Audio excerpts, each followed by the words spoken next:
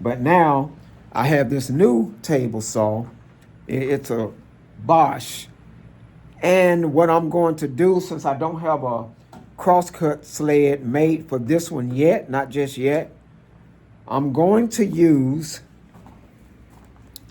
my miter saw.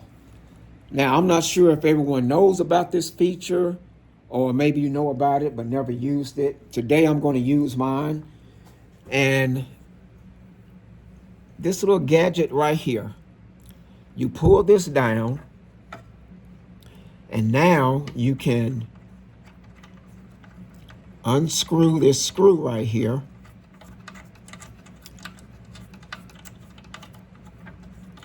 And it will set your saw blade to where it will stop wherever you have it set for.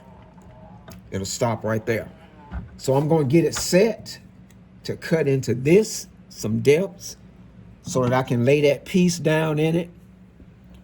And then we'll see what happens. But I've never used that feature, but it's there. So I need to use it this time. So we're going to use it. And we'll be right back with you.